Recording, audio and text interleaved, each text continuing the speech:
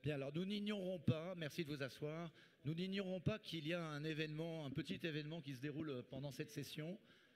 Je voudrais remercier Jean-Hervé Lorenzi, le Cercle des économistes, d'avoir choisi pour nous le meilleur horaire pour cette séquence, cette session qui va être donc suivie sur un smartphone par tout le monde. Bien entendu, si vous avez besoin des codes Wi-Fi, je pense qu'on peut vous les redonner. Donc il y a plein d'applications pour ça qui permettent de regarder le match. Si vous voulez, on peut, si jamais il y a un but, vous prévenir. Mais pour l'instant, c'est 0-0. Voilà. Donc tout va bien. Et voilà, Bertrand à côté de moi préviendra. Il n'est pas exclu qu'on aille jusqu'au tir au but et donc ce soit la prochaine session qui soit pénalisée. Merci de vous asseoir. Alors, on va commencer. Les gens qui arrivent vont pouvoir s'installer.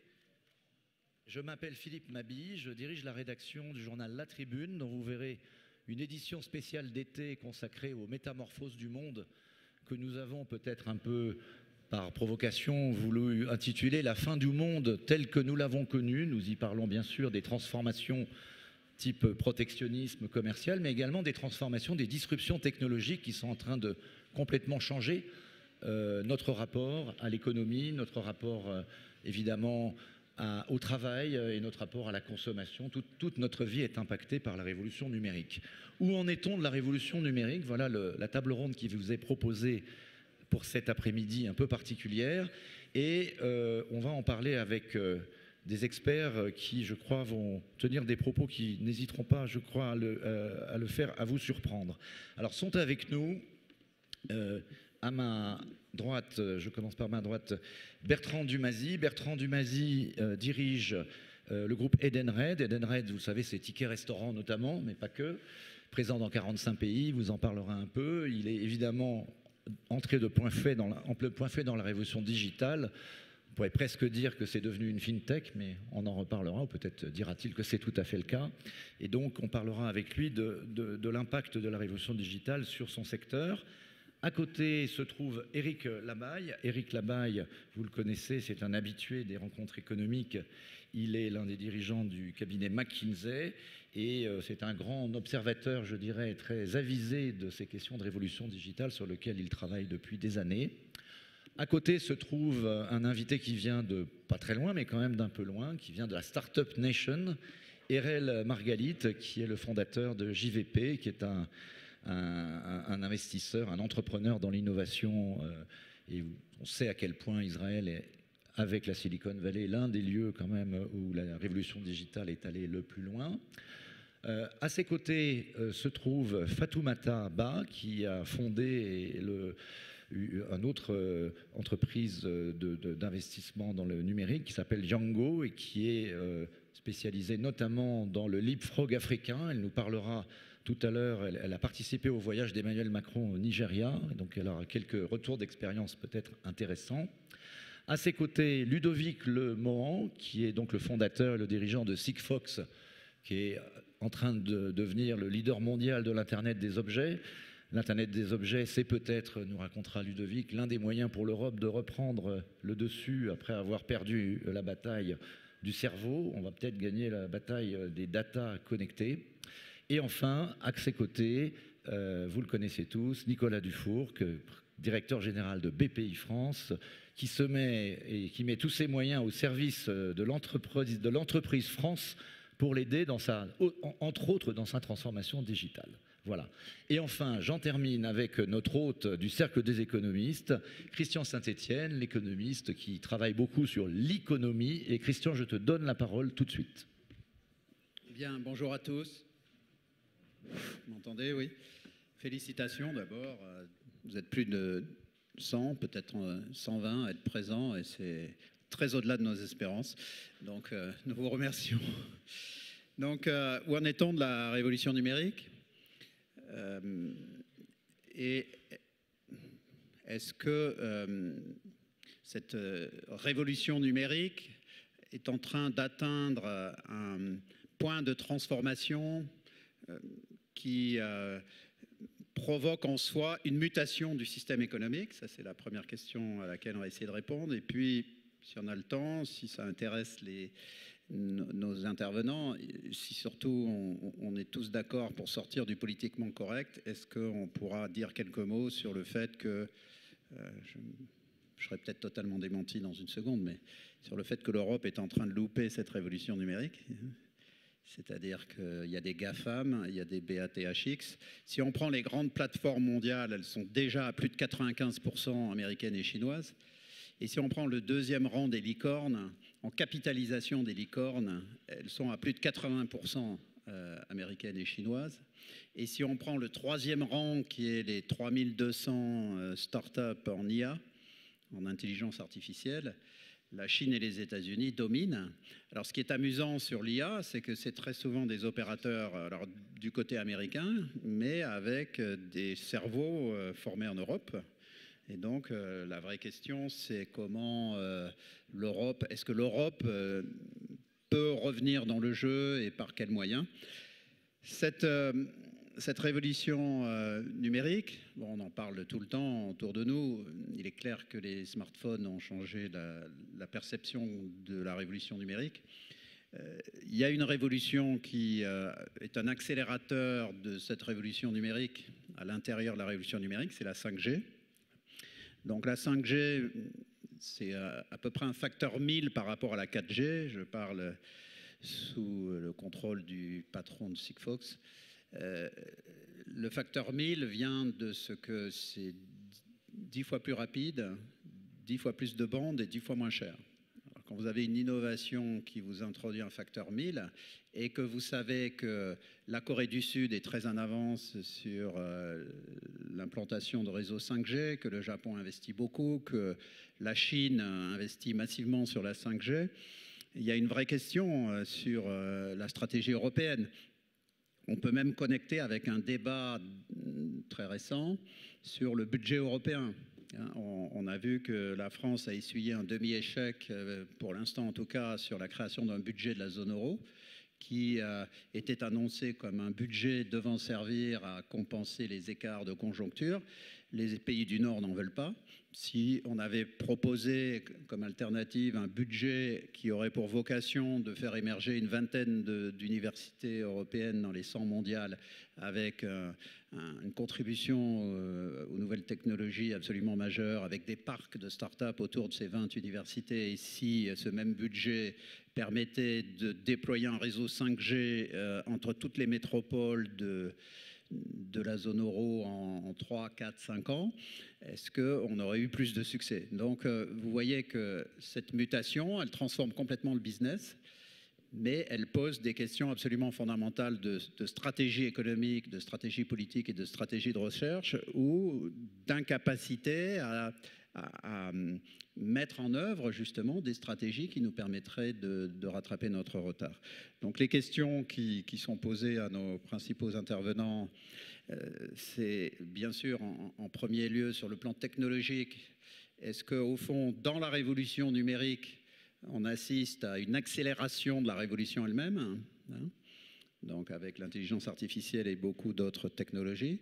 Le deuxième point, c'est quelles sont les compétences qu'il faut développer pour permettre à la population de suivre non seulement la révolution numérique, mais l'accélération de la révolution numérique. Et puis 3, évidemment, quelles sont les stratégies publiques qui nous permettraient de rattraper notre retard dans ce domaine? Alors, encore une fois, on n'est pas en train de se faire mal. En termes de recherche fondamentale, l'Europe vaut largement les États-Unis ou la Chine pour l'instant. Mais simplement, ces deux pays ayant des stratégies numériques nationales au service d'ailleurs de leur stratégie supérieure qui est la domination globale du monde, hein, parce que vous savez que la Chine et les États-Unis sont lancés dans un combat pour le leadership mondial. Donc face à cela, si l'Europe ne réagit pas, qu'est-ce qui va se passer? J'espère qu'ils vont nous répondre. Merci. Bien, merci beaucoup Christian. On va commencer tout de suite donc avec Éric Labaye par brosser un peu ce panorama et essayer de répondre à ces questions en quelques minutes. Éric, des progrès fulgurants, mais encore des obstacles sur le chemin. Alors prenez plutôt le micro, pardon, m'a-t-on dit, si on peut vous passer le micro qui est là-bas. Merci. Voilà, on va vous le passer. Très bien, bonjour à tous. Oui, effectivement, à la question donc, posée par Christian, où en est-on de la révolution numérique, le point que je vais faire et que je vais essayer de développer, c'est qu'on est à peu près à 10-15% de la révolution numérique, mais juste à l'aube d'une accélération majeure. Toutes les diffusions de grandes révolutions technologiques sont un petit peu sur le principe d'une courbe en S. Et aujourd'hui, sur le numérique, on est vraiment aux 10-15 premiers pourcents qui ont bien progressé. Et ensuite, on va avoir l'accélération. Et je pense que c'est maintenant, dans les 5 à 7 ans qui viennent, que l'accélération va commencer. Alors pourquoi ? Premier élément, pourquoi 10 à 15%? En fait, quand vous prenez l'état de digitalisation d'une entreprise, d'un secteur, d'un pays, vous prenez une trentaine de paramètres, actifs digitaux, utilisation digitale, organisation digitale. Quand vous faites ça, vous trouvez à peu près que le taux de digitalisation moyen en Europe est de 12% et aux États-Unis de 18%. Donc la France est à 12 également. Certains pays sont à 5-6 et les US, qui sont un petit peu en tête à ce niveau-là, sont à 18. Et on trouve autour de ces moyennes, évidemment, des secteurs qui vont être à 30-40, des secteurs qui vont être à 3-4. Et pour les entreprises aussi, on va avoir des écarts de 1 à 8. Mais donc la moyenne aujourd'hui, et donc quand on regarde tous ces indicateurs, le potentiel de progrès est donc au moins de 60, 70, 80%. Et un élément à prendre en compte, c'est que les entreprises qui sont le plus en avance, eh bien, ce sont celles qui croissent le plus, ce sont celles qui ont le plus de profitabilité, ce sont celles qui ont le plus de productivité, et donc qui sont en train un peu de paver le chemin et le futur. Donc ça, c'est le point de départ. Deuxième élément, pourquoi est-ce qu'on est à l'aube de l'accélération? Premier élément, c'est qu'on a une technologie, des progrès technologiques qui ont été assez fulgurants les dernières années. On voit tous qu'il y a une combinaison de technologies qui sont en jeu actuellement. Internet des objets, le cloud, tout ce qui est analytics, intelligence artificielle, la robotique, le mobile, bien sûr. Et donc la combinaison de ces 5 technologies, aujourd'hui, est en train de déplacer plus de la moitié de la valeur ajoutée mondiale. Et l'effet de combinaison est très important. Et on le voit en particulier quand on regarde les applications de l'intelligence artificielle. Pour la première fois, on a dépassé, sur les applications qui sont le plus cognitives, en tout cas similaires à ce que font les humains, on a dépassé la performance humaine. Vous prenez, par exemple, l'identification d'une pneumonie par un radiologue, l'IA aujourd'hui a une meilleure prédiction que le radiologue. Quand on regarde aussi la reconnaissance visuelle ou d'objets, on était à 70-80% il y a 5 ans. Aujourd'hui, on est à 97% par l'IA. L'homme est à 95%. Même chose, quelqu'un qui est capable de lire sur les lèvres d'un humain, la machine est meilleure que l'homme. Donc on est vraiment, par cette combinaison de technologies, en train de passer un stade justement qui ouvre de nombreux potentiels pour les applications et donc pour l'accélération de ces applications. Et donc le troisième élément, c'est que les applications elles-mêmes ont prouvé leur impact. En tout cas, l'impact économique, l'impact pour le consommateur. Vous regardez dans le domaine du marketing, tout ce qui est le pricing, tout ce qui est, si vous êtes utilisateur d'Amazon ou Netflix, on vous suggère des tas de choses. Quand vous êtes plutôt dans le B2B, dans les mines, la sécurité s'est améliorée, dans le transport, la logistique est en train de s'améliorer. Et donc on a aujourd'hui, en fait, beaucoup d'applications qui démontrent économiquement et pour le citoyen que toutes ces progrès technologiques, en fait, ont une valeur ajoutée, une valeur économique. Alors justement, pourquoi l'accélération? C'est qu'aujourd'hui, on le voit au niveau des entreprises, on a énormément de ce qu'on appelle des proof of concept. Beaucoup d'entreprises ont fait des essais, des pilotes, dans tous les domaines que je viens de mentionner.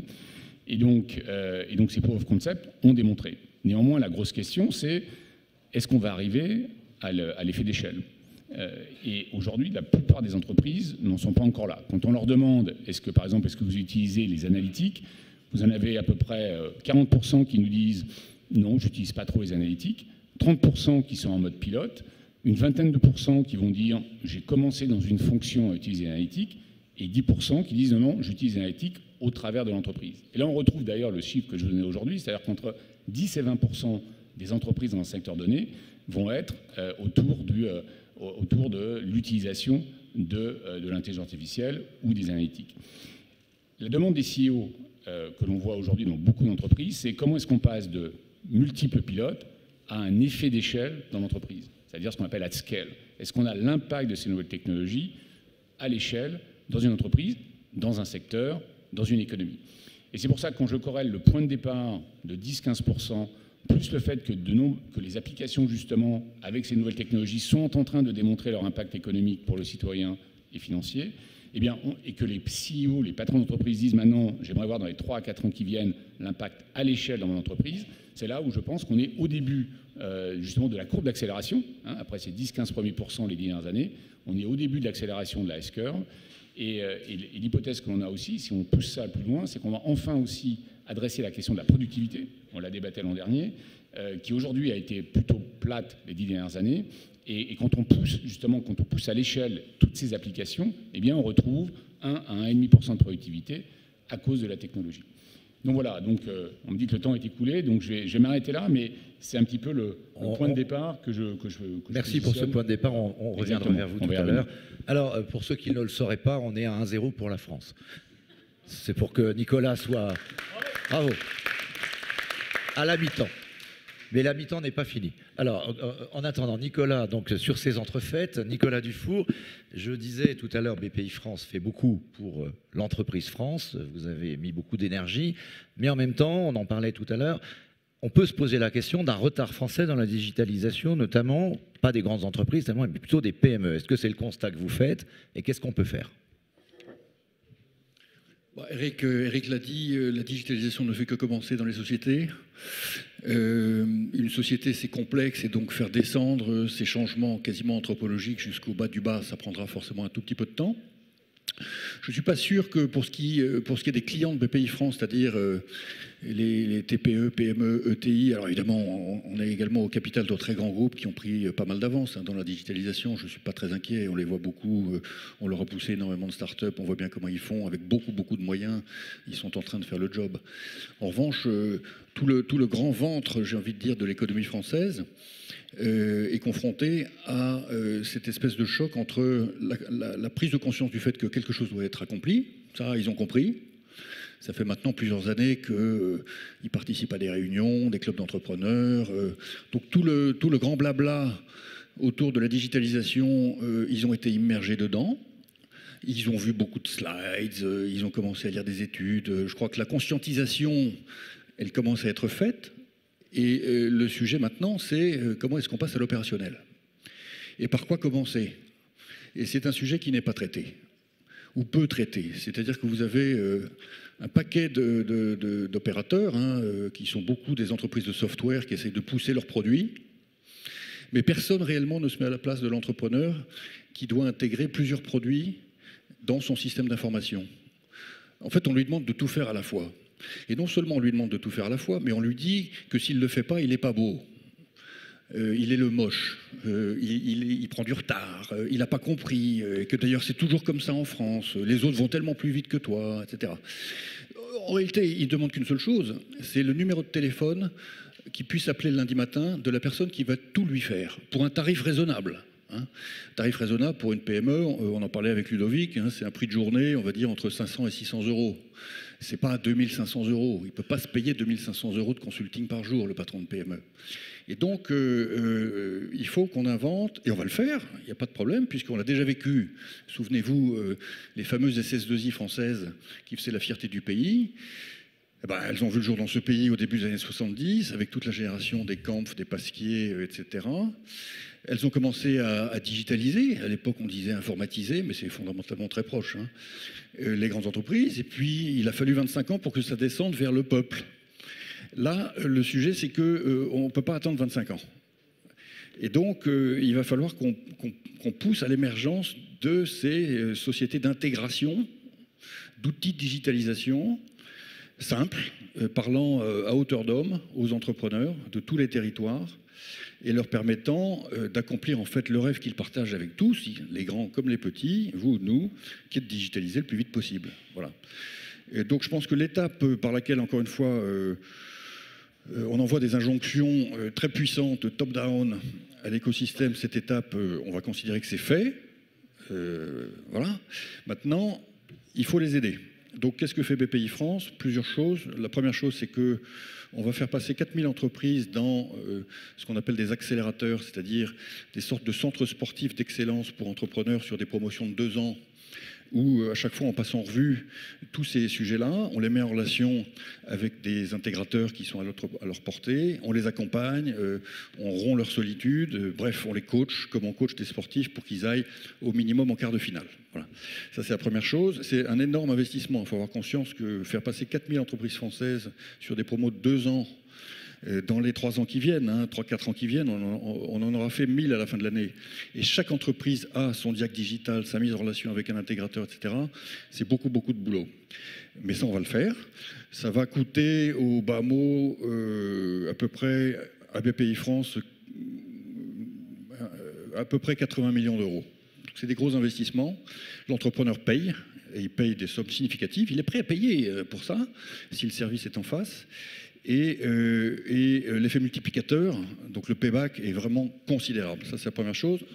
Premier axe d'intervention. Et le deuxième axe, j'ai envie de vous dire, on est un peu seul pour faire ça, mais bon, on le fait avec grande joie, parce que l'utilité est tellement évidente dans le regard des entrepreneurs que c'est un plaisir que de le faire. Vous êtes un peu au service de l'intérêt général quand même. Pardon ? Oui, voilà.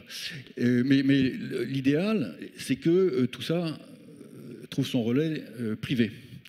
Alors, la deuxième action précisément, c'est d'encourager un certain nombre de sociétés de services informatiques classiques, c'est-à-dire qui faisaient du SAP, du Oracle, du PeopleSoft, etc., à devenir des SS3I, c'est-à-dire des sociétés de services d'informatique industrielle, c'est-à-dire celles qui vont pouvoir faire toute l'intégration de systèmes de l'usine du futur, puisque je pense beaucoup à l'industrie quand même, dans les PME industrielles, à des tarifs abordables pour elles.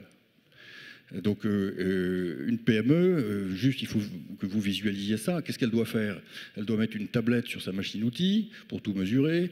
Elle doit mettre peut-être un véhicule autonome dans son usine pour faire un lean management de qualité. Elle doit faire peut-être un peu de cobotique, certainement beaucoup de robotique. Elle doit connecter tout ça dans son ERP, c'est-à-dire son système de gestion. Bon. C'est pas 70 000 lignes de code.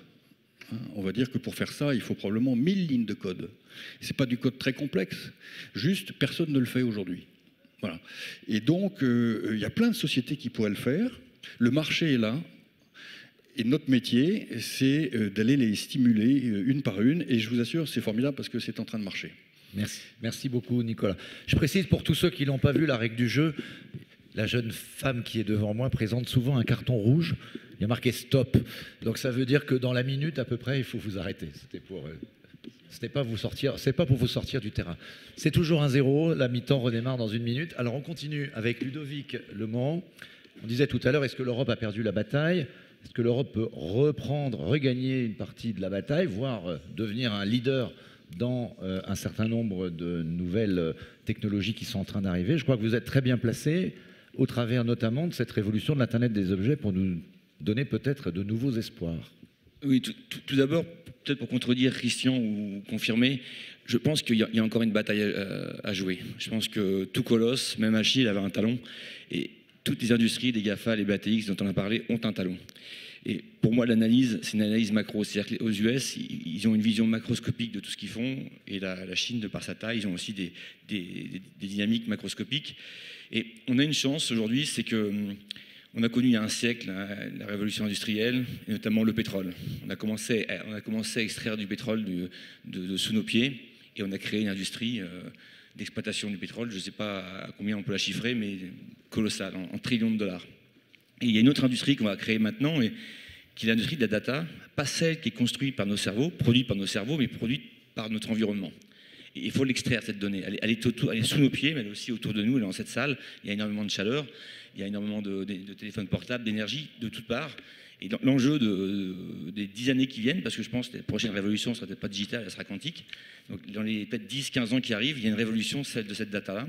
Et je pense que l'Europe, pour le coup, peut jouer sa place, parce qu'on aura, à travers cette collecte de données, un vrai enjeu industriel, et ça va toucher tous les secteurs, depuis la santé, l'industrie, le transport.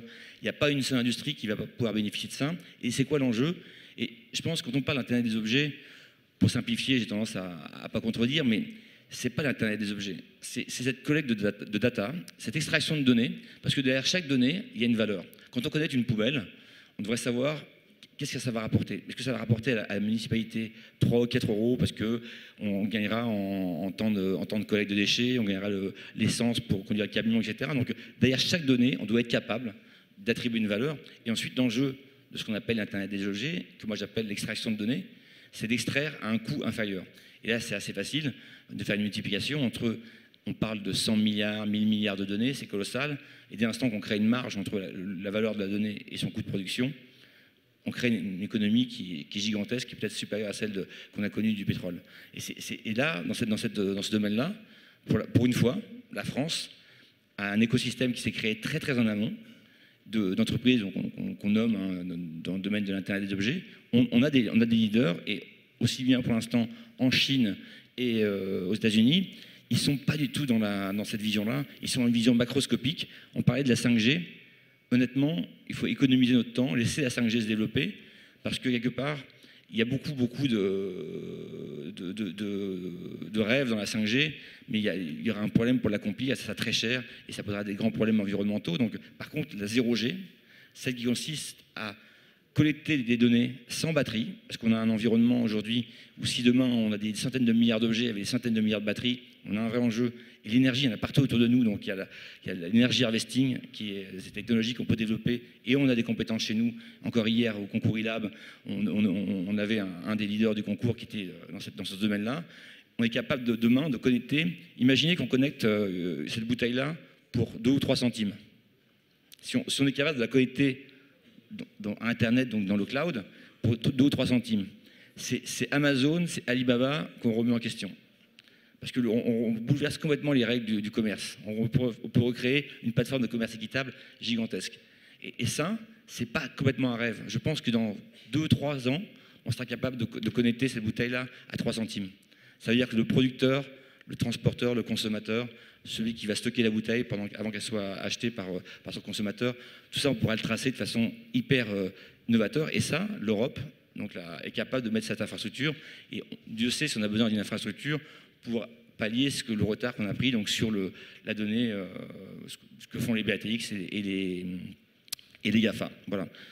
Ludovic, est-ce que je peux me permettre de vous relancer sur ce que vous venez de dire? Parce qu'évidemment, vous prêchez, j'allais dire, et c'est normal, on ne vous le reprochera pas pour votre paroisse, en parlant de 0G. Et en même temps, quand on voit les industriels, l'automobile par exemple, qui parlent d'automobile connectée et autonome, ils nous disent on ne saura pas la faire sans la 5G.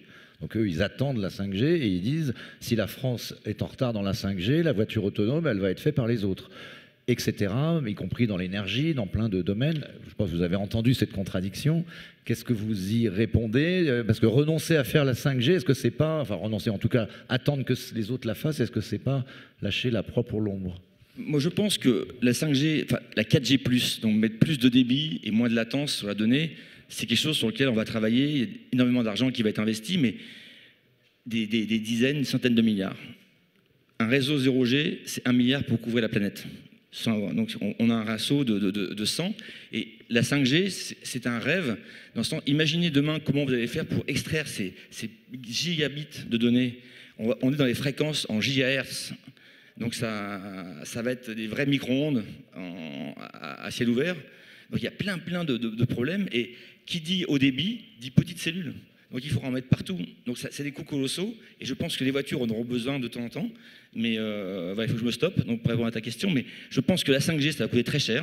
Mais on a un enjeu, c'est de faire une 0G, mais créer quelque chose qui permettra de prendre tout le monde à contribuer, parce qu'on a moins de moyens qu'en Chine et aux États-Unis.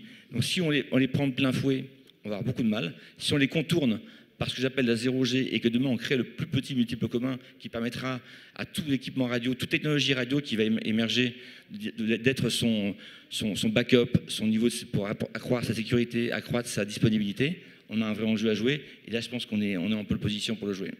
Merci beaucoup. Alors, on va passer la parole maintenant à Bertrand Dumazy, en lui passant le micro, qui est juste à côté de donc, Bertrand, on en peut parler ensemble. Vous, c'est pas la révolution numérique, c'est les révolutions numériques. Elles sont pas toutes sur le même plan. Et puis, j'allais dire, mais on pourra en discuter ensemble. Quel impact pour un groupe comme Edenred? Comment est-ce que vous l'abordez? Est-ce que vous y êtes à plein et en quoi ça vous transforme? Oui. Alors en fait, Edenred est une société qui est présente dans 45 pays et qui gère un flux d'argent d'à peu près 26 milliards par an. Et on a vécu en fait la transformation numérique à plein depuis 3 ans. Et donc quand on parle effectivement de révolution numérique, en tout cas pour Edenred, ce fut et c'est encore les révolutions numériques. Donc derrière ce terme générique, moi je vois 5 révolutions. La première, c'est ce que j'appelle la révolution des cycles d'innovation. C'est-à-dire que plus ça avance, plus les cycles d'innovation sont rapides et avec des facteurs assez importants. Par exemple, pour Edenred, on a fait du papier pendant 35 ans, on a fait de la carte pendant 10 ans, on fait du paiement mobile depuis 2 ans et on fait du paiement compte à compte depuis 6 mois. C'est-à-dire que les cycles technologiques n'ont fait que s'accélérer. La deuxième révolution, c'est probablement la révolution de la rapidité d'adoption par les utilisateurs de ces nouvelles technologies. C'est-à-dire qu'on a mis à peu près 1 an pour basculer 10% de notre base installée du papier à la carte et on a mis 3 jours pour basculer 10% d'une base installée carte au paiement mobile. C'est-à-dire qu'on est dans un rapport de 1 à 100 dans la rapidité d'adoption des nouvelles technologies. Donc la deuxième révolution numérique pour moi, c'est la révolution de l'accélération de l'adoption de ces technologies. La troisième révolution numérique, c'est probablement la révolution du time to market. Puisque les cycles s'accélèrent et puisque les utilisateurs adoptent de plus en plus vite ces accélérations de rupture technologique, il faut donc être dans le coup. Et être dans le coup, ça implique plusieurs choses pour une entreprise. La première, c'est qu'il faut être capable de travailler avec tout le monde. Donc Edenred en Chine travaille avec Alipay et WeChat Pay. Et dans le reste du monde, on travaille avec Apple Pay, Google Pay ou Samsung Pay. Une entreprise qui avait l'habitude d'être seule dans son écosystème doit apprendre à travailler avec tous les gens qui contribuent à l'accélération de l'adoption au sein de son écosystème. Premièrement. Deuxièmement, les briques technologiques, au vu de la rapidité des cycles, la révolution numérique implique qu'on n'est pas capable de développer l'ensemble des technologies sur l'ensemble de la chaîne.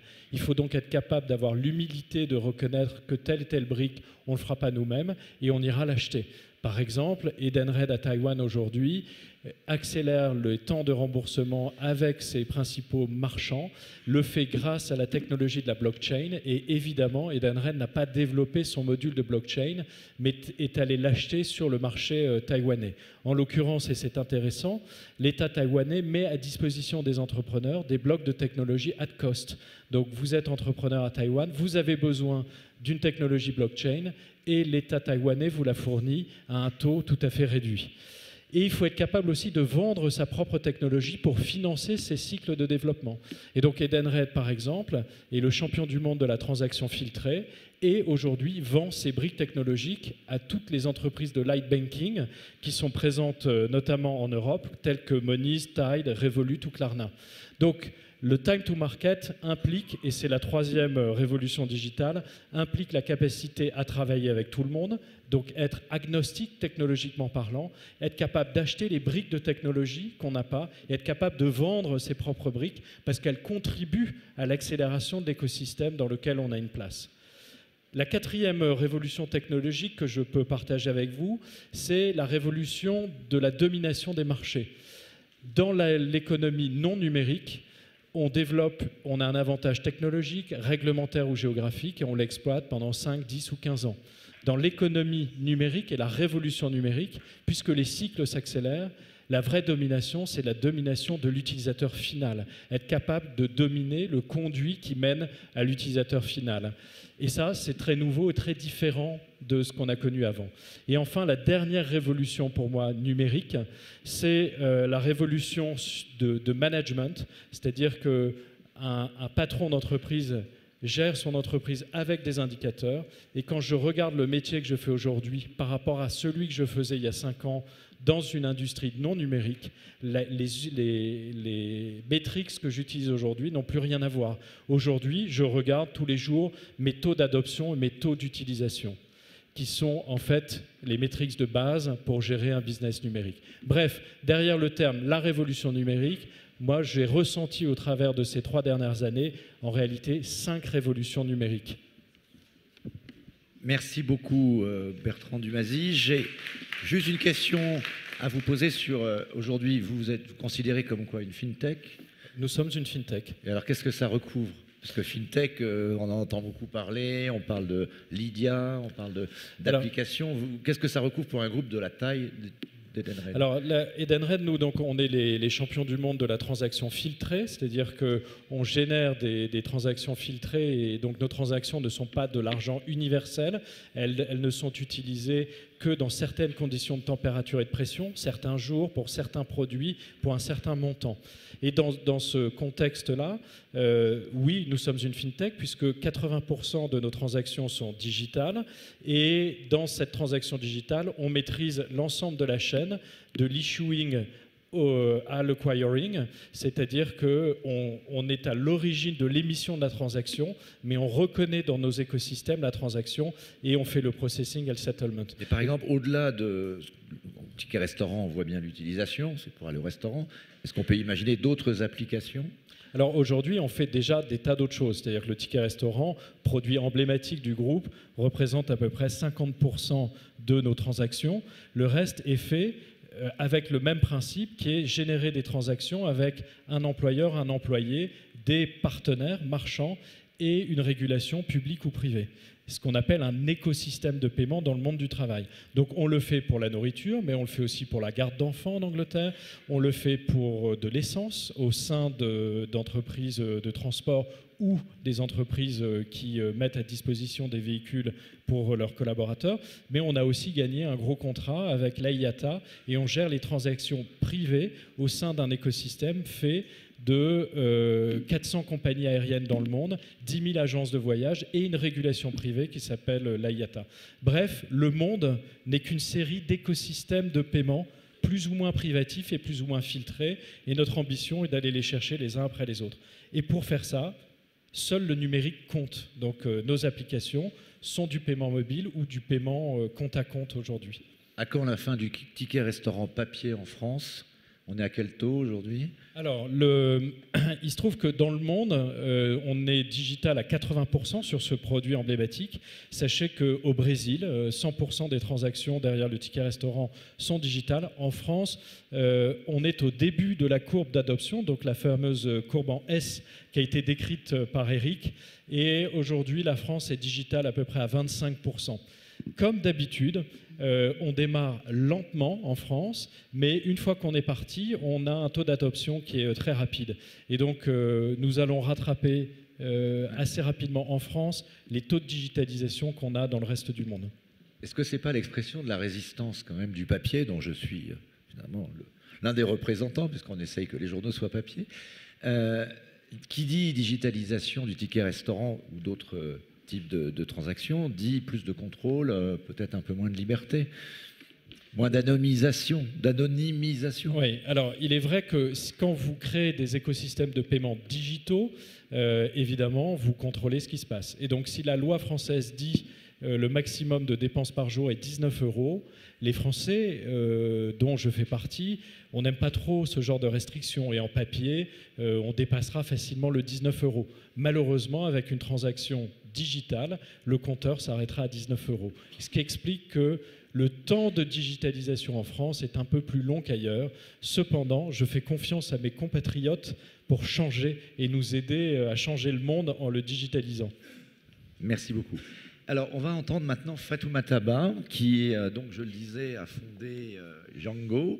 Peut-être pourra-t-elle nous donner 2-3 mots pour expliquer ce qu'est Django et ce que vous faites. Mais ce qui nous intéresse aussi, c'est qu'au regard de la question qui est posée, où en est-on de la révolution numérique, où en est l'Afrique? Puisque l'Afrique, on le sait, c'est ce qu'on appelle le fameux saut de la grenouille, le leapfrog, peut profiter finalement de cette digitalisation pour, sans avoir le temps ou forcément les moyens de construire un certain nombre d'infrastructures, nous rattraper et avoir des qualités de service, notamment dans les paiements, on le sait, tout à fait spectaculaires. Merci Philippe. Alors pour vous remercier d'avoir préféré le numérique au foot, j'ai décidé effectivement de vous faire voyager en termes de zone géographique. Donc le continent africain certes, mais par extrapolation les pays en développement d'une part, mais aussi de vous faire voyager en termes de champ lexical, puisque j'ai entendu mes copanélistes parler énormément de modernisation, d'accélération et de digitalisation. Et dans le continent africain, la technologie, c'est d'abord un moyen d'accès. Et c'est très très important comme différence, parce que si on regarde aujourd'hui les 3 sujets majeurs que j'aimerais partager avec vous, qui sont l'impact de la technologie sur l'accès à des services et produits essentiels pour le plus grand nombre, l'impact de la technologie comme accès facilité au marché pour les PME, et l'impact de la technologie comme levier de création d'emplois, on se rend compte qu'on est dans un paradigme complètement différent. Pour preuve, je racontais tout à l'heure que lorsque j'étais consultante il y a quelques années, pour déclencher un sentiment d'urgence chez les industriels et e-commerçants français, je leur disais en 2015, vous aurez autant de mobinautes que d'internautes en France, donc de personnes consultant Internet depuis un téléphone mobile que depuis un desktop. Dans le même temps, donc en 2015, dans un pays comme le Nigeria, qui sera d'ici 10 à 20 ans la 3e démographie du monde, il y avait déjà 80% de mobinautes. Donc on n'est plus sur une thématique d'accélération et de digitalisation, on est vraiment sur une thématique d'accès. Si on regarde l'accès aux services financiers, par exemple, l'exemple est éloquent. En Afrique subsaharienne, le taux de bancarisation est inférieur à 20%, pour plein de raisons. Donc, c'est vraiment le cas que vous connaissez classique d'une filiale, par exemple, de BNP, comme la BCC en Côte d'Ivoire, qui a des agences bancaires. Donc là, les Ivoiriens qui ont accès à ce type de service, c'est moins de 20% de la population. Et dans le même temps, si vous regardez, par exemple, le Kenya, 50% du PIB de ce pays passe par des services mobiles bancaires, donc dont l'un qui s'appelle M-Pesa.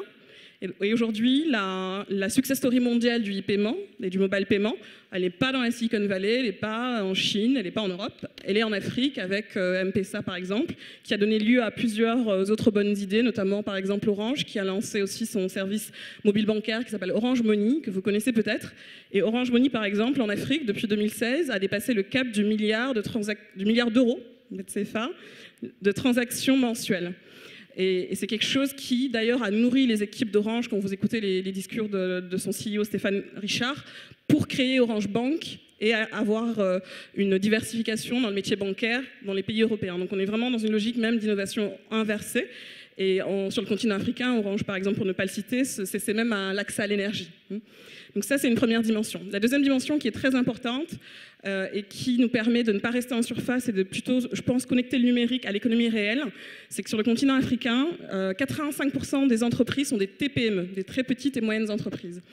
Elles sont 17 millions. En Côte d'Ivoire, elles sont même 98% des créations d'entreprises et elles représentent 20% du PIB. Donc c'est un facteur économique important et deux, c'est un levier sur l'emploi très important. Et quand on regarde leurs conditions d'accès, leurs difficultés ou leurs enjeux, elles vous répondent toujours 3 choses.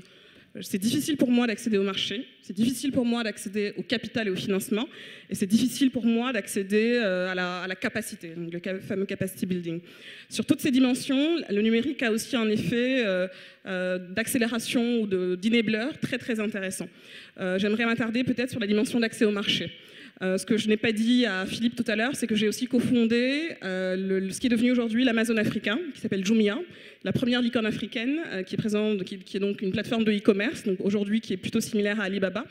Et c'est une plateforme au succès qui a été fulgurant. Et si on en analyse les raisons, je pense qu'il y a 2 dimensions. La première dimension, c'est que effectivement, quand vous regardez les États-Unis, vous avez 1 point de distribution pour 400 habitants. En Afrique, vous en avez 1 pour 60 000.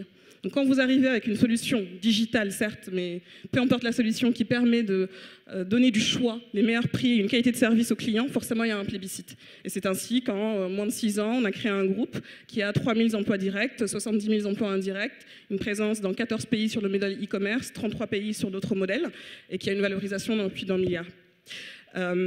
Très rapidement, et ce sera mon dernier point, parce que je pense que j'approche ma première séquence, la fin de ma première séquence, la dimension d'accès au capital pour moi est encore plus essentielle, parce qu'en Afrique, les banques ne prennent pas beaucoup de risques, elles ne prêtent pas beaucoup, elles prêtent surtout au secteur public et très très peu au secteur privé, et encore moins aux PME parce qu'elles sont informelles. Donc elles ne sont pas toujours enregistrées et visibles des services fiscaux, pour plusieurs raisons. Et ce qui est très intéressant, c'est que là, le numérique devient un enjeu pour eux d'expansion et de développement de leur business. Pourquoi ? Je vais vous donner un exemple concret. Les PME qui opéraient sur la plateforme de mon entreprise de e-commerce précédente, parce qu'elles opéraient chez nous, ont été éligibles à du financement. Et on a appelé ça d'ailleurs Jumia Lending, qui est une activité de prêt aux PME. Et c'était une excellente raison pour nous de le faire pour 2 raisons. La première, c'est que comme elles transactaient chez nous depuis quelques mois ou années et qu'on pouvait prédire leur vente future avec nos campagnes marketing, C'était un modèle de crédit scoring tout à fait valable, en tout cas meilleur que les banques traditionnelles.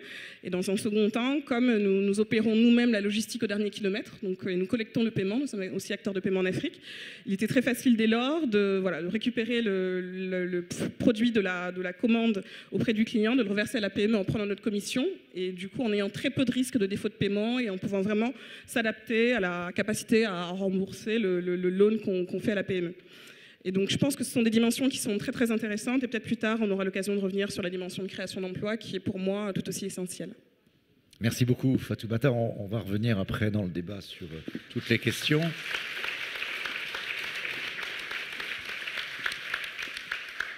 Et nous terminons notre tour de table en donnant la parole à quelqu'un qui vient de loin. Hello Erel.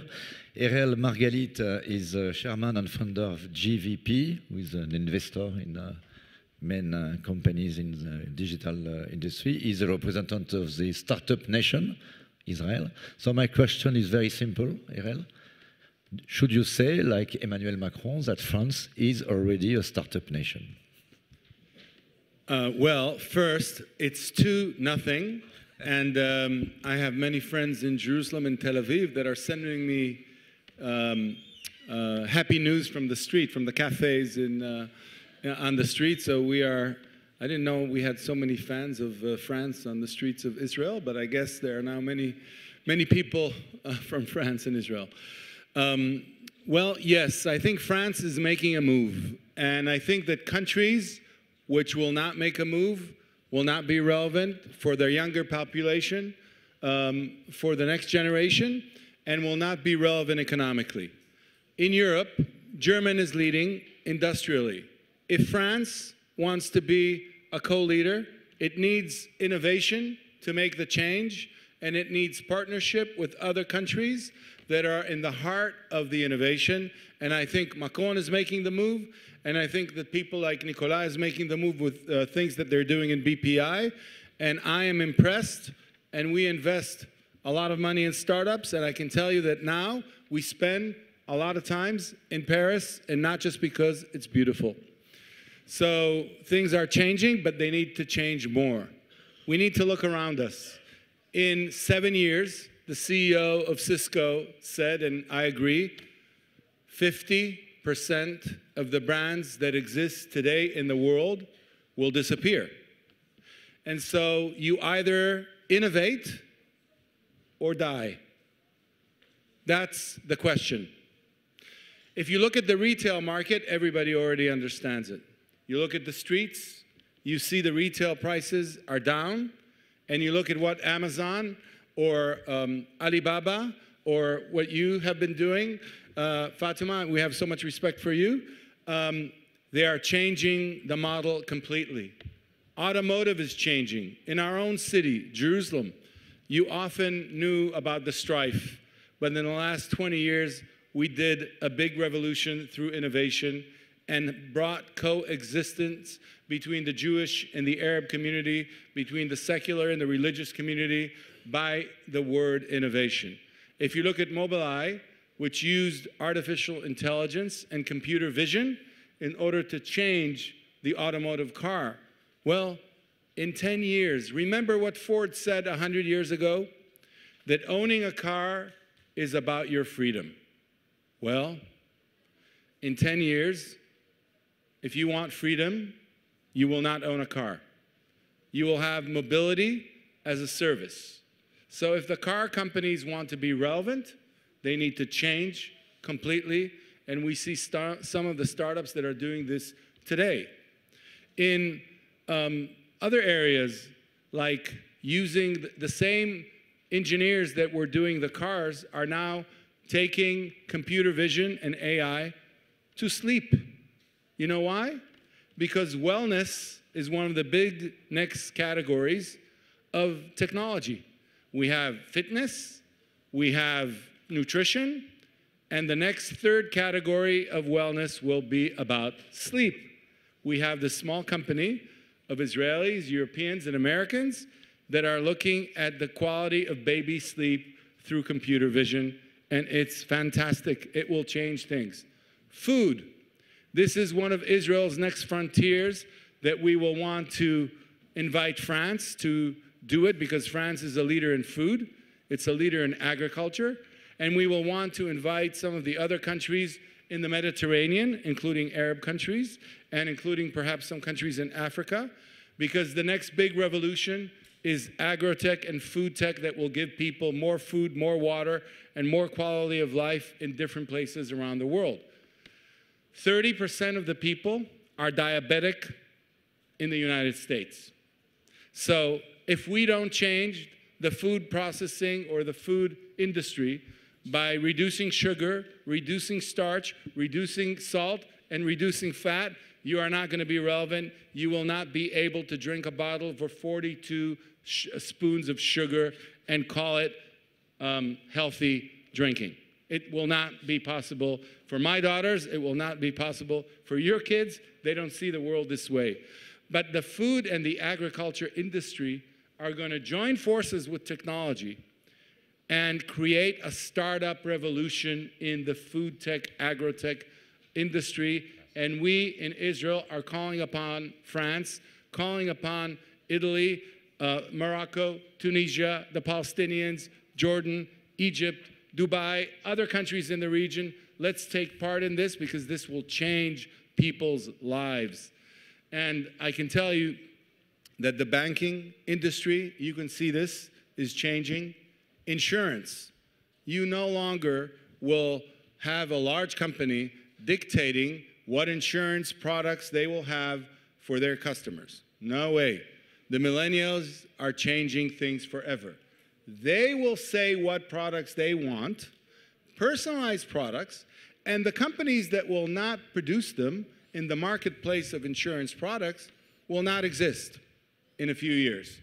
And so our countries. In Israel, we have to say the truth. If we did not have technology, we would not have existed, because we had at the time 7 countries that didn't want us to exist, and we needed technology in order to survive. But now, what is the next question? It's not only counting your enemies, but using technology to count your allies. And we have many allies in the region.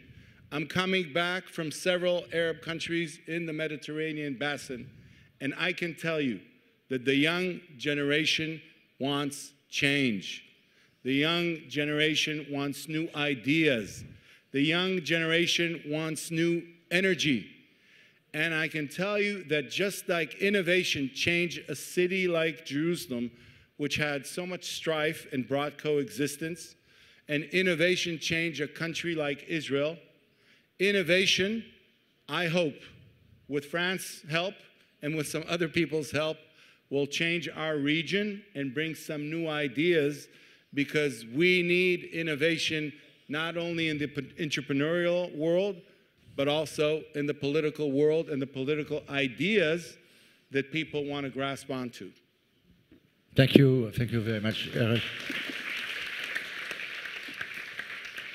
Just to go a bit further on that, in English if you want, just to go a bit further on what you said, do you think it's possible that technology could bring peace between Jewish and Arab, young Jewish and young Arabs in Jerusalem, for example? There is a lot of experiments in this way. How far could it go? I think it could go very far.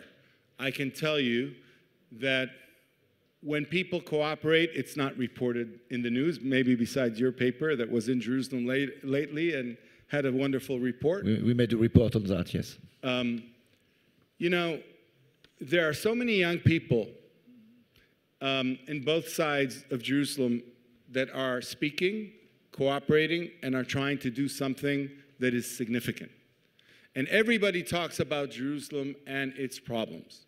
But Jerusalem, for example, is also the way that things will be solved. If Tel Aviv is the exciting city of Israel, Jerusalem will become the exciting city of the Middle East. Why? Because we have young Arab entrepreneurs, young Jewish entrepreneurs. We have things that we are doing together. We don't have so much political guidance from our leaders. That's true. But we know that the Palestinians are not going away, the Israelis are not going away, And if we are there, everybody talks about the borders. We want to talk about the content of the city, which is larger than its political strifes. And we can see that there's quite a bit of bridges that are being built now around agriculture, around water, around new crops, around food, around healthcare IT, around innovation. And I think that people need to start realizing not only what they have to give up in order to move to the next level, but what they can gain. It's a broader pictures. And today, we do not divide our region to Arabs against Jews. We divide our regions to extremists against moderates. And the moderates need to stand up and be as strong as the extremists and work together on basic concepts, because if you have basic concepts of cooperation through innovation, it looks small, but it's big. It's a big idea. And people latch on to big ideas. And just like despair is contagious, so is innovation, and so is collaboration. So you don't ask me whether it will happen, ask me when. I hope it will happen sooner rather than later. Merci beaucoup, thank you. Alors, il nous reste une vingtaine de minutes et il reste un peu plus d'une vingtaine de minutes. On est à 2-0. Voilà.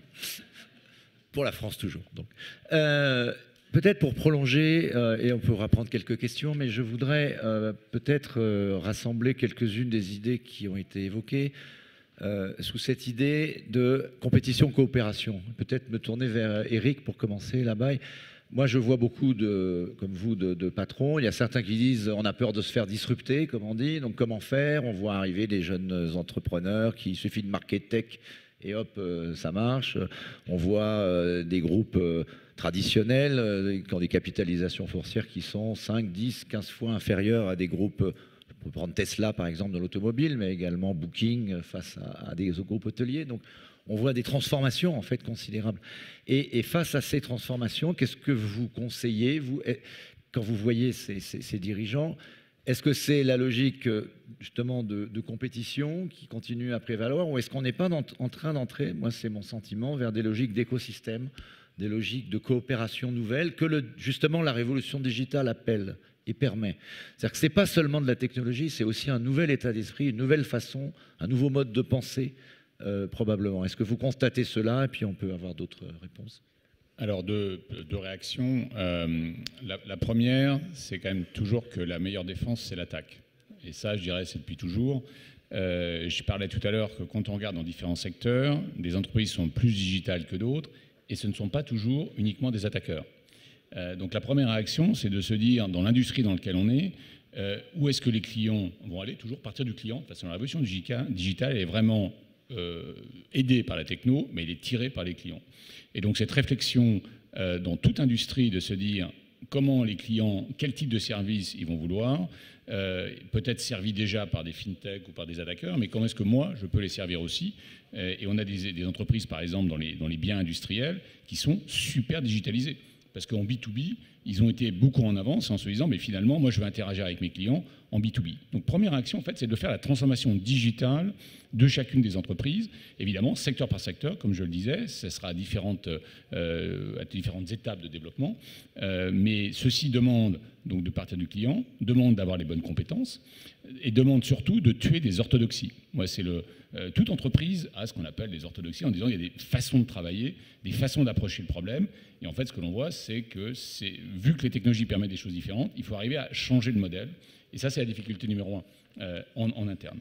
En deuxième, et c'est votre question également, la partie de l'écosystème, tout à fait. Parce que les technologies viennent de, comme je disais tout à l'heure, c'est la combinaison de technologies qui vont faire les choses. Il y a des plateformes qui apparaissent un peu partout. Et donc la question, c'est aussi comment est-ce qu'une entreprise joue dans cet écosystème, quelle partie qu'elle contrôle, quelle partie qu'elle ne contrôle pas, Et toujours cette question-là, ça va être pour délivrer le meilleur service au client. Et donc pour ça, très clairement, on est en coopétition. Hein. C'est un peu le terme, on dit écosystème ou coopétition, sachant qu'on va être de temps en temps en compétition. La coopétition. Voilà, on est de temps en temps en compétition, de temps en temps en coopération. Et ça va dépendre du pays, ça va dépendre du sous-segment, ça va dépendre du client. Et ça, par contre, c'est effectivement un nouvel état d'esprit qu'il faut avoir, puisque jusqu'à maintenant, on était assez silo, je fais tout moi-même et je me bats avec les autres. Donc ça, c'est un peu je pense qu'enfin... En passer le micro à Bertrand Dumazy qui voulait dire un mot, et peut-être Ludovic. Oui, ce dont je peux témoigner, c'est d'abord peut-être deux réflexions. La première, c'est est-ce qu'on peut échapper à la digitalisation? La réponse est non. Vos concurrents vous y entraînent et vos clients vous le demandent. Donc ça, c'est déjà réglé. Ensuite, comment faut-il le jouer? Moi, ce que j'ai vécu sur ces 3 dernières années, c'est effectivement ce qui vient d'être décrit. Il faut être capable de travailler de manière horizontale et fluide dans des écosystèmes. Donc, intégrer des technologies quand on peut, développer ces technologies quand on peut le faire. Mais il faut garder en tête, il me semble, un élément, et d'ailleurs, il est consubstantiel au terme d'écosystème. Un écosystème est fragile. Ça veut dire quoi? Ça veut dire que pour que cet écosystème fonctionne, il faut que tous les partenaires aient envie de se respecter et de collaborer. Et deuxièmement, il faut mettre en place les conditions de température et de pression qui fassent que cet écosystème va traverser le temps. Par exemple, nous, dans certains pays, on a décidé de développer nos propres solutions de paiement mobile. Pourquoi? Parce que dans certains pays, le rapport est tout à fait inégal entre un e-wallet et Edenred. Pourquoi? Parce qu'il y a peut-être un acteur dominant. Donc quand on est dans un pays où il y a un acteur dominant d'e-wallet, par exemple Apple Pay, on a développé notre propre solution parce qu'on sait que la relation ne va pas être équilibrée et l'écosystème va donc, à un moment, mal fonctionner. Et puis, il y a des pays où Apple Pay, Samsung Pay, Google Pay travaillent. Ils ont une part de marché respectable, chacun d'entre eux, et donc on peut exister dans cet écosystème. Ce qui est vrai dans la relation de partenaire est aussi vrai dans la relation de solution. C'est-à-dire que nous, Edenred, une entreprise où on collabore étroitement dans le monde et avec des intensités différentes en fonction des pays et des écosystèmes, on fait la même chose aussi avec nos fournisseurs et avec les startups. Donc ça veut dire quoi? Ça veut dire que chez Edenred, on a un certain nombre de startups qu'on a financées avec Edenred Capital Partners et ils vivent leur propre vie dans leur propre écosystème jusqu'à ce qu'ils trouvent un intérêt à rejoindre le groupe Edenred. Et c'est très traumatisant pour un patron de financer une entreprise qui est parfois en concurrence avec ses solutions historiques. Et là, il faut être assez bienveillant et entretenir l'écosystème pour faire que l'entrepreneur accepte un jour ou l'autre de travailler avec nous. Bref, où vivent les relations horizontales et fluides, parce que pour rebondir sur ce qui a été dit par notre ami RL, moi je crois que c'est l'action qui unit les hommes entre eux. Et une fois qu'on a travaillé avec quelqu'un en collaboration et pas uniquement en affrontement, la capacité à faire la guerre est bien plus faible. L'action unit les hommes entre eux. Ludovic Lemont. Moi, je pense aussi que c'est pas que la technologie, c'est aussi la créativité qu'il faut mettre en œuvre et la cross-fertilisation entre des startups qui sont très créatives, très mobiles, très agiles, et des grands groupes qui ont souvent l'accès au marché. Et là, il y a des choses énormes à faire. On a un exemple de ce qu'on a fait par avec Michelin, où leurs clients passaient, il y avait 750 millions d'euros de pneus immobilisés pour faire en sorte qu'une de leurs mines fonctionne 24/7. Grâce à la connectivité, on est passé à 150 millions de stocks. Mais une fois qu'on s'est dit ça, qu'est-ce qu'on peut faire? Et en croisant avec d'autres tendances qui sont passées dans l'hôtellerie, on s'est dit, il y a eu Booking.com qui a fait très très mal à l'hôtellerie et est venu ponctionner à peu près 20% des marges des hôteliers. On se dit, il y a une chose qui va arriver, c'est le Booking.com du container. Le container est un élément qui peut être demain partagé. Et plutôt que de voir apparaître un Booking.com du container qui vienne d'Asie ou des États-Unis, on l'a créé.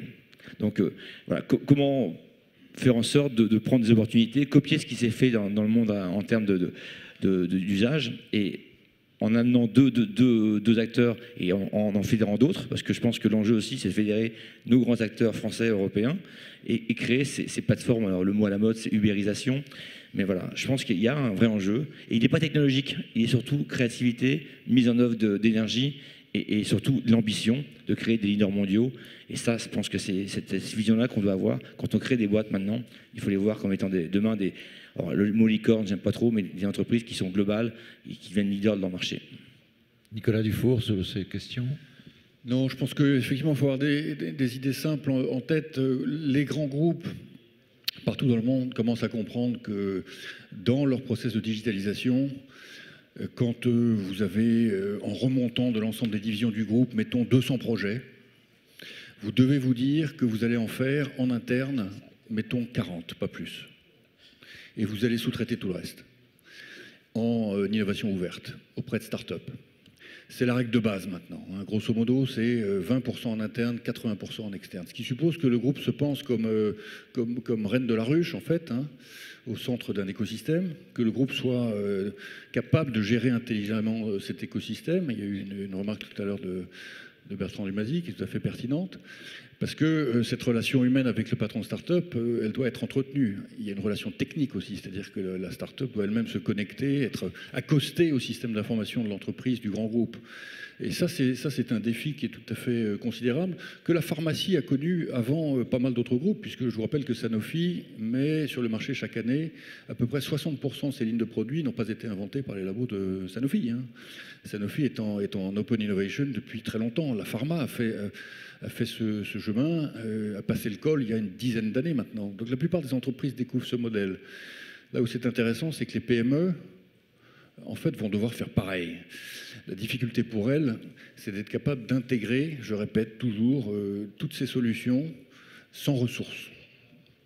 Et c'est vraiment le chantier sur lequel il faut qu'on travaille parce que, encore une fois, avoir un monde fait uniquement de grands groupes et de start-up, apprenant à travailler ensemble et laissant de côté tous les sous-traitants de rang 3, 4, 5, 6 qui font en fait le sel de l'économie des territoires avec les conséquences politiques que vous pouvez imaginer en termes de montée des populismes. Si on n'accompagne pas tout ce tissu économique-là, on va le payer très cher. Les grands groupes le paieront et les start-up, de toute façon, disparaîtront. Bien, merci. Alors, on arrive presque au bout de cette réunion. On va peut-être vous proposer de prendre quelques questions. Fatoumata, vous vouliez dire un mot? Je voulais rebondir sur le point de Nicolas qui me paraît essentiel. C'est que si on regarde un petit peu les modèles d'éclosion des écosystèmes numériques, celui de la Silicon Valley, celui de l'Europe, il parlait de ce risque de fracture numérique et de laisser sur le carreau les PME. Et je pense que c'est quelque chose qui est essentiel dans la thèse. Pour moi, c'est une conviction de départ qui est devenue en engagement professionnel très très fort. C'est comment arriver à conjuguer technologie et impact sur l'économie réelle, et comment arriver à conjuguer dans le côté performance économique et impact social. Et je pense que ce thème des rencontres économiques, il est très intéressant parce qu'il parle des métamorphoses du monde et des évolutions et révolutions. Je pense qu'il y a une révolution du business model et de l'approche qui est importante.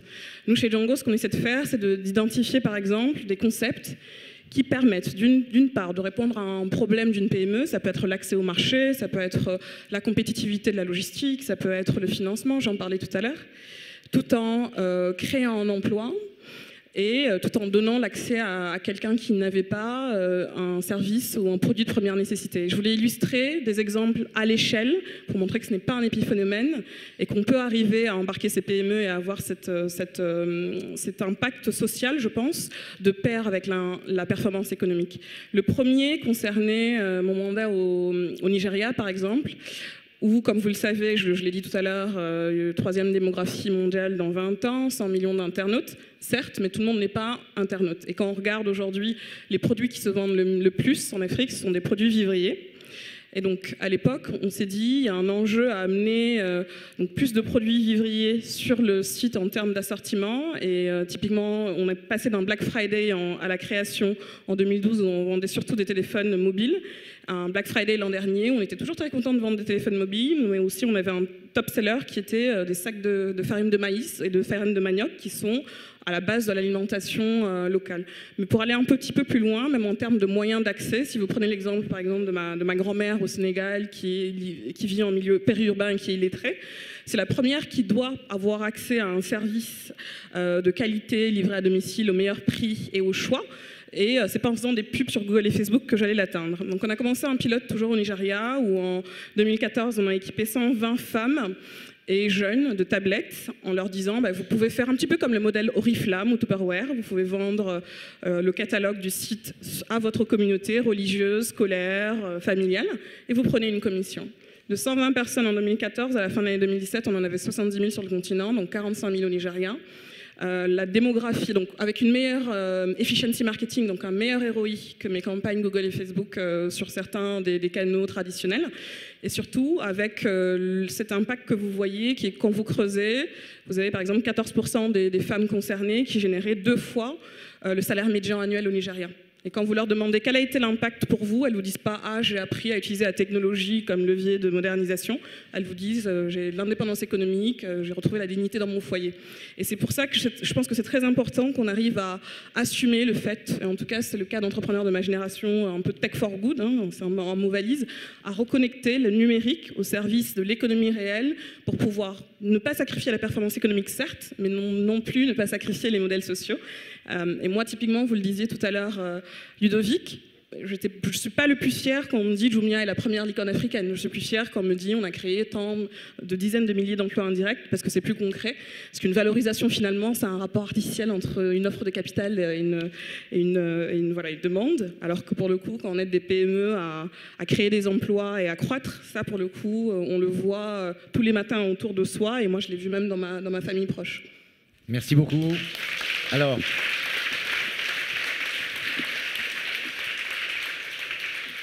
il reste 10 minutes avec les arrêts de jeu. On est toujours à 2-0. On va prendre vos questions.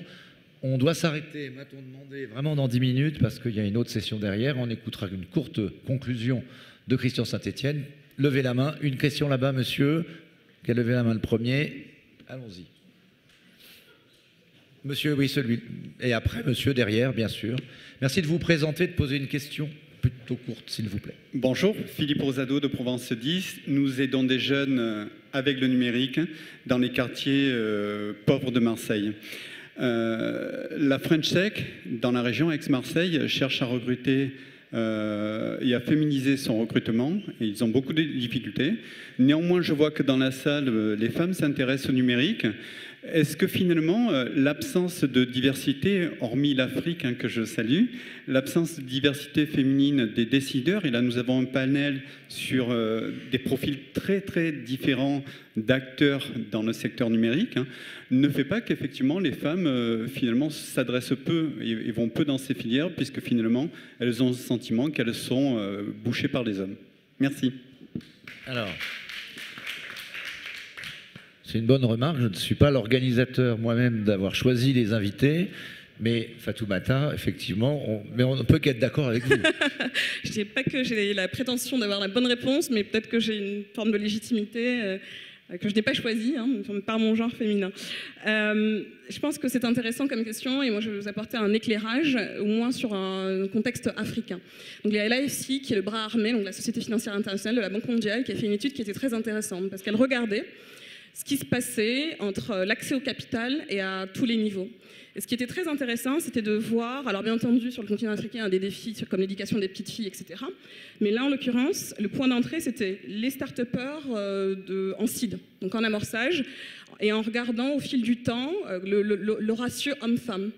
Et sur cette étude qui est disponible en ligne, vous allez voir qu'un seed, c'est 51-49, donc c'est pas parfait, mais bon, la nature n'est pas parfaite par essence. Et ensuite, quand plus on passe les tours, et plus il y a de l'écrémage. Et donc, typiquement, on arrivait à moins de 80-20 sur une série C ou une série D. Et ce qui est intéressant, c'est qu'on s'est posé beaucoup de questions. Moi, je suis souvent sur des panels, ou des panels genrés. Et j'hésite toujours à y aller parce que je me dis, j'aime bien aussi juste qu'il y ait juste une parité sur les panels classiques et pas juste un panel de femmes, parce que voilà, c'est anecdotique. Et donc, ce qui était, je pense, très intéressant de mon côté, c'est pour ça que je me suis présentée comme entrepreneur, mais aussi comme investisseur. C'est que le premier biais, il n'est pas contre les femmes, il n'est pas contre les jeunes, il n'est pas contre les gens de la diversité. C'est que, en général, les investisseurs, ils essaient de réduire un risque. Donc, je pense que naturellement, de manière humaine, ils investissent dans des gens qui leur ressemblent. Si on regarde, par exemple, la tech kenyane, elle est destinataire de 25% des investissements en Afrique. Sauf que ceux qui reçoivent les investissements, c'est ceux qui sont liés à la diaspora de la Silicon Valley. Donc ce sont des entrepreneurs kenyans. Il y a cette blague qui dit qu'au Kenya, quand vous levez de l'argent, il faut être ou grand preneur, donc lever avec les DFIs, donc les financiers du développement qui vérifient juste que vous cochez des cases, ou prendre un cofondateur de la Silicon Valley, avoir un CTO kenyan, et là vous pouvez lever, parce qu'il a accès à des investisseurs qui lui ressemblent. Donc je pense que la meilleure manière de réduire ces biais-là, c'est qu'il y ait de plus en plus de femmes qui investissent, parce qu'elles n'auront pas de biais dans l'absolu, et s'il y en a un, il sera favorable. Donc j'espère que c'est un début de solution. Erel, un mot. You want to say a word? Yes. Well, first of all, I agree with Fatuma, and I just want to point out that I think women entrepreneurs are going to be the biggest cause of social change in certain region, and I'll give you an example of what's happening in Israel. The ultra-Orthodox women, ultra-Orthodox, a lot of that community was not working, but primarily studying. The biggest change that we had was through getting the ultra-Orthodox women into the high-tech sector. The second group is the young Arab women community in Israel. In the Galilee, with small businesses and with innovation, women that are coming in to own their own businesses, sometimes it's technology, but most of the times it's more basic businesses, are making the biggest change socially. And, you know, I'm sitting here with one of my partners, Fiona Darmon, and our firm in JVP. There's a big women component as well, and I can tell you that some of the most interesting young entrepreneurs in Israel are women. I have 3 daughters. All of them are amazing. All of them were in special forces and are now doing crazy things. And I think that the new ideas and some of the new categories of business, unlike some of the businesses that derive from defense, will be largely led or co-led by women. And, you know, just talking about France again, I'm not only impressed by the AI engineers and by the mathematicians and by the engineers, I am extremely impressed by the animators, the artists, the people that are graduating from the animation school. And I can tell you that some of the biggest challenges that we have today in companies, as you said, it's not only technology, but it's also the creative forces. So yes, engineers are important, but so are writers, so are artists, and so are people from different disciplines, because invention occurs when different disciplines work together. So thank you. Merci. Une deuxième question. Merci, bonjour, Jérôme Foll. Donc, je dirige Innovacom, une société de capital risque qui investit dans des sujets très très technologiques. Pourtant, j'ai ici un objet que tout le monde a, et même s'il a l'air éteint, je ne suis pas capable de vous dire ce qu'il est en train de faire et comment il fonctionne. Demain, quand on aura des véhicules autonomes, ça sera la même chose. Donc ma question, c'est est-ce que finalement une révolution numérique qui avance à un rythme effréné, beaucoup plus rapidement que le rythme auquel nous, on est capable d'évoluer, est-ce que c'est vraiment durable ? Et si oui, à quelles conditions peut-on rendre ces révolutions numériques vraiment durables ? Merci. Eric ?